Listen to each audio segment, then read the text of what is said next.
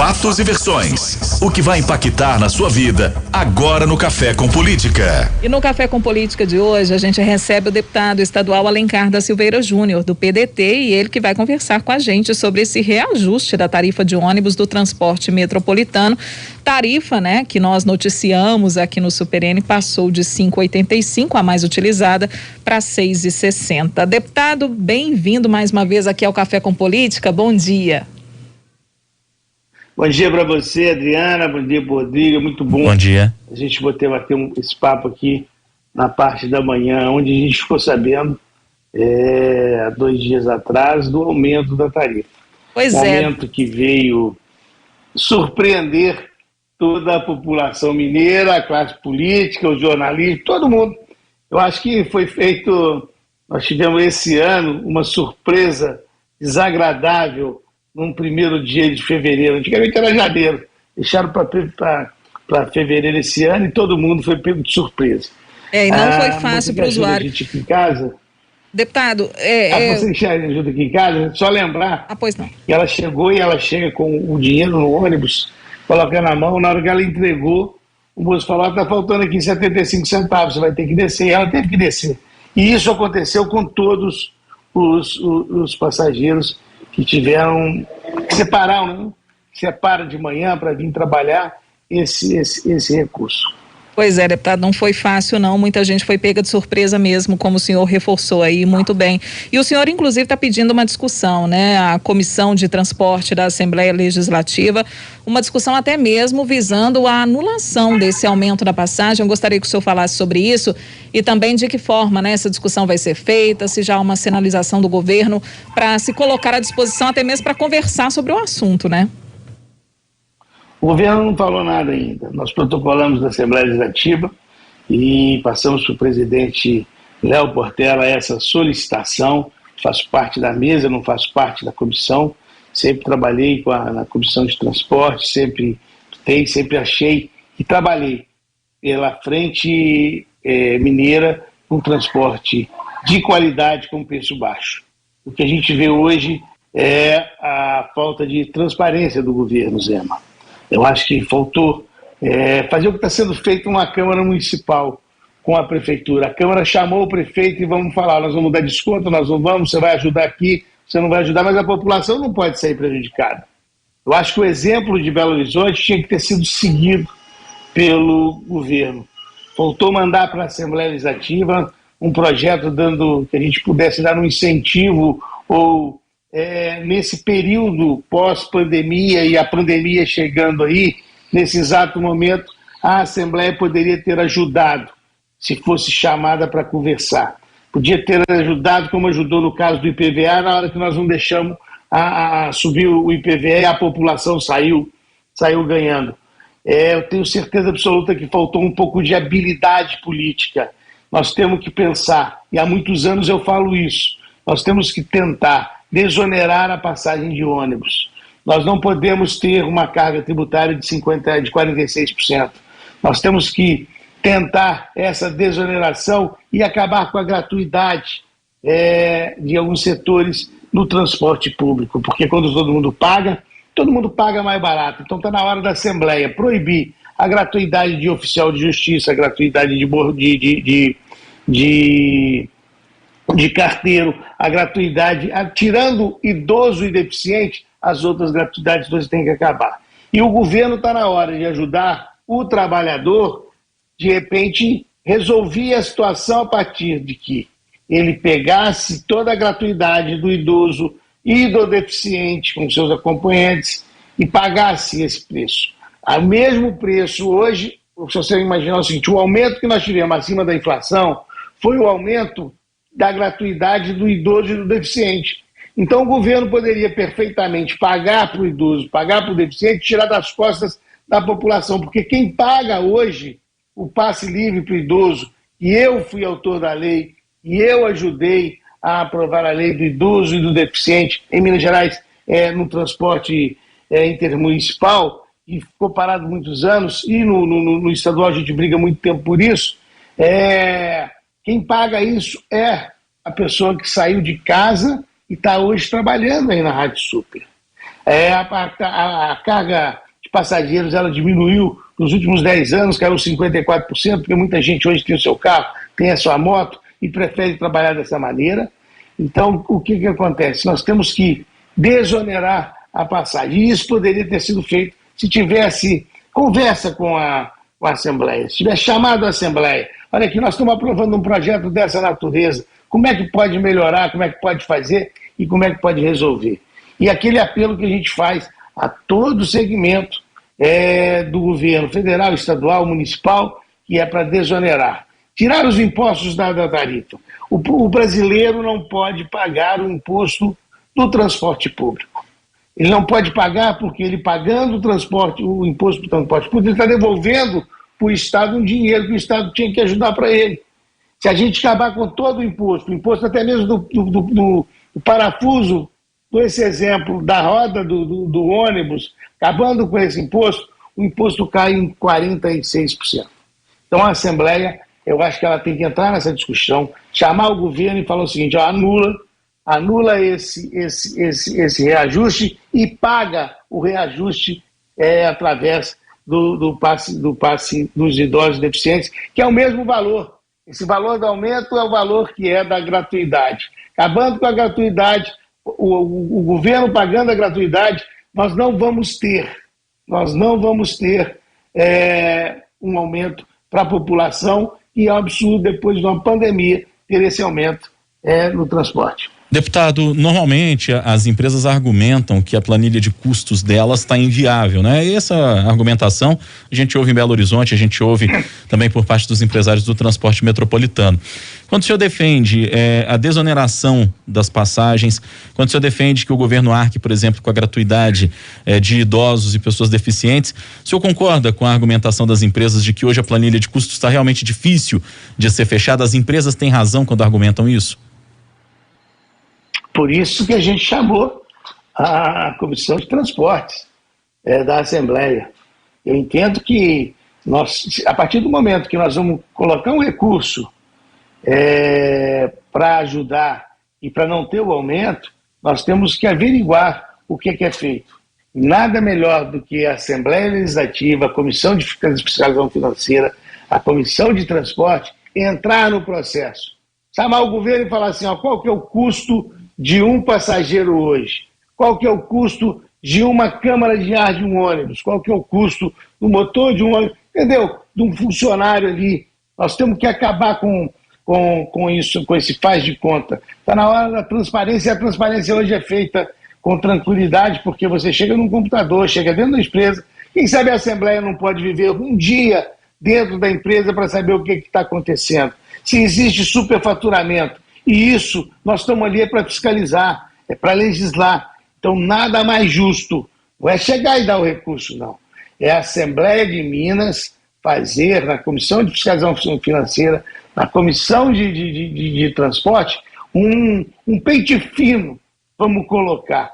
Tem CPI para cada um. Nós temos que fazer uma comissão para analisar essas contas, levar para dentro, levar para discussão, chamar o governo e falar o seguinte, por que é pago esse valor se pode economizar aqui? Então nós temos que ajudar. E a Assembleia faz bem isso. A Assembleia, tudo que entrou hoje, até hoje, nesses últimos 3 anos, sob o comando do Agostinho, nós entramos e nós mostramos que demos jeito para não sacrificar a população. A população não ficou sacrificada, todos os reajustes não foram para ela. Nós conseguimos segurar muito.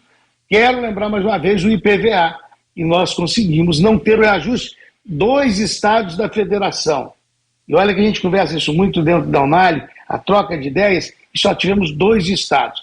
Porque o que aconteceu com o IPVA, entrando um pouquinho nisso? O carro teve o aumento, o carro mais barato hoje, o carro usado ele teve aumento e o governo ainda queria dar um aumento. Então o que acontece? Nós iríamos dar um aumento aí de 40% na taxa do IPVA. Outra ideia da Assembleia, essa de minha autoria, foi a ideia de passar o IPVA. Todos os anos nós tivemos a oportunidade de colocar isso aqui no jornalismo da Super. Não tem como ter o IPVA, o pagamento do IPVA em janeiro. Janeiro tem IPTU, janeiro tem matrícula de escola, fim de férias, e toda essa despesa ainda tinha o IPVA. A gente só lembrava do IPVA na hora do IPVA. E esse ano a Assembleia deu a sugestão, o governo aceitou e passou o IPVA só para o mês de março, que nós vamos começar o pagamento. Então, são ideias como essa que nós temos que fazer. Então, cabe à Assembleia, a Comissão de Transporte, chamar todas as empresas, chamar o órgão público, chamar o secretariado e falar aqui, o que nós podemos fazer? Nós podemos ajudar o quê? Nós precisamos fazer uma lei para adequar essa passagem, ou adequar essa gratuidade. Então, nada mais justo de que colocar no orçamento de abrir essa negociação e esse acerto, fiscalizando as empresas, pedindo ao governo o não aumento. Então, eu acho que o presidente Léo Portela, com a sua habilidade, ele vai ter que chamar sim o governo, quem sabe nós conseguimos aí segurar, acabar com o reajuste e o governo pagar o prejuízo que está aí, porque entendo que a população é que não pode pagar agora, que ela não aguenta mais, gente. Não aguenta mesmo. Deputado, em relação a essa discussão, né, sobre transporte, aumenta a passagem e tudo mais, o senhor está falando da importância de se conversar, né, a respeito do assunto. O senhor acha que o governo demorou a se mexer para discutir essa questão da passagem, do reajuste? O governo alega que as empresas estavam pedindo até muito mais do que 53% e foram negociados 13%, naquele argumento que dos males o menor, né? Conseguimos 13%, já que as empresas estavam pedindo 53%. E agora há toda uma discussão sobre contratos que precisam ser refeitos, que precisam ser rediscutidos, até para viabilizar melhor essa competitividade e tudo mais. Essa discussão não teria que ter sido feita antes também? O governo não teria que ter se mexido para evitar esse contratempo para o trabalhador? Fomos todos nós pegos por surpresa. Foi feita em gabinete fechado. Olha que não vazou nada na imprensa, porque se tivesse vazado na imprensa, com certeza a Assembleia teria entrado. A Assembleia teria chamado. Vamos ver. Em hora nenhuma a Assembleia, a Comissão de Transporte foi convidada para participar. Em hora nenhuma a Comissão de Fiscalização Financeira da Assembleia, em hora nenhuma nenhum deputado ficou sabendo. Então foi feita uma coisa muito fechada. Olha aqui, nós vamos dar esse aumento aqui, essa conversa ficou só ali, e o governo não abriu esse espaço. E é esse espaço que nós queremos agora, é esse espaço que nós vamos levar para a Assembleia. Isso tinha que ter sido feito antes. Eu concordo com todos, tinha que ter sido feito antes, mas em hora nenhuma nós ficamos sabendo. Em hora nenhuma nós conseguimos descobrir o que estava acontecendo. Em hora nenhuma foi aberto. Olha aqui, eu sou empresário e eu quero um aumento. Não, nós não vimos isso. Eu sou o governo e eu não quero dar aumento. Quem sabe foi 53%, foi falado que foi 53%. Agora nós vamos saber, porque eu acho que tem que ter transparência em todas as negociações, em todos os acertos. Principalmente, eu lembro que no passado, o aumento do transporte tinha que ter o aval da Assembleia. A Assembleia no passado, vamos lembrar isso, antes mesmo da criação do BH Trans, quem dava o aumento era a Assembleia discutia esse aumento e era repassado votando o aumento. E agora acabou isso. Hoje já não tem, por força de lei, o governo pode aumentar e diminuir na hora que ele quiser. Então, falta muita transparência, falta muita conversa, falta a gente trabalhar muito. Eu acho que ficou afastado um pouco nesse sentido também a Assembleia do governo estadual, como estava afastado até então o problema do Rodanel.